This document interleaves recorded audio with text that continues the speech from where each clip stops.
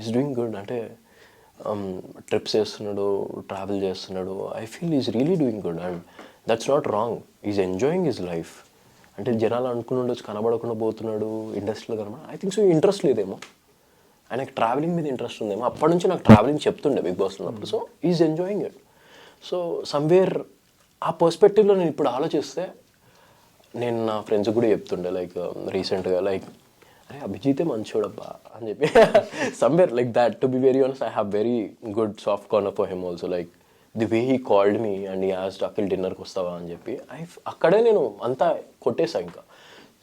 అది గేమ్ వరకే ధనుష్. ఇప్పుడు గేమ్లోకి వెళ్ళినప్పుడు ఎవరికైనా గెలవాలని చెప్పి ఉంటుంది. నీ అమ్మ నువ్వు మాట్లాడినా అంటే నేను కూడా మాట్లాడతా అని చెప్పి డెఫినెట్లీ రైవల్రీ నడుస్తుంది.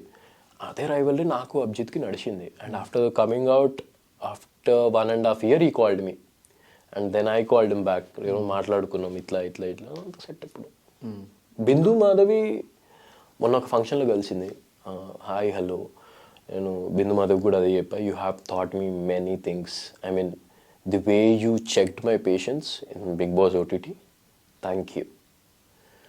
దానివల్ల I'm a very good person now. ఇప్పుడు నేను ఒక్కొక్కసారి కూర్చొని ఆలోచిస్తా, ఇంత చేంజ్ అయ్యానంటే ఎవరి వల్ల? బిందు వల్ల. బిందు అంతా అరిచి అరిచి అరిచి నా లెవెల్, నా పేషెన్స్ అంతా చెక్ చేసింది. అండ్ నాకు ఇంత పేషెన్స్ ఉంటుందని నాకు తెలియదు. I think because of her it has change. నేను ఎప్పుడైనా 8 రోజులు చెప్తుంటే మా అమ్మ అంటుంది, అరే ఎందుకురా నువ్వు చెప్తుంటావు ఎప్పుడు చేంజ్ చేయొచ్చు. నేనన్నా yeah of course, give the credits, it's okay. రేపే ఏ రోజు మనం, ఐ జస్ట్ బిలీవ్ దిస్, ఎప్పుడు మనం చనిపోతాం మనకు తెలియదు ధనుష్. అండ్ అరే ఒకళ్ళు మంచి చేసిండంటే మంచి చేసిందని చెప్దాం కదా, నాకు తప్పేముంది. నాకు అంటే అంత ఈగోలు ఎందుకు? రేపటి రోజు చచ్చిపోతావు, అన్ని ఈగోలు తీసుకుని పోతావు. లేదే, చెప్పేస్తే ఒక పని అయిపోతుంది.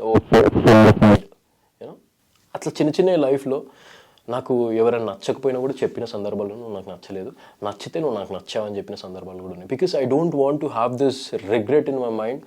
రేపటి రోజు నేను లేనప్పుడు అఖిల్ ఇది నాకు చెప్పలేదే అని. అఖిల్ చెప్పే వెళ్ళిపోయాడు అన్నట్టు అది కావాలి నాకు నా లైఫ్లో.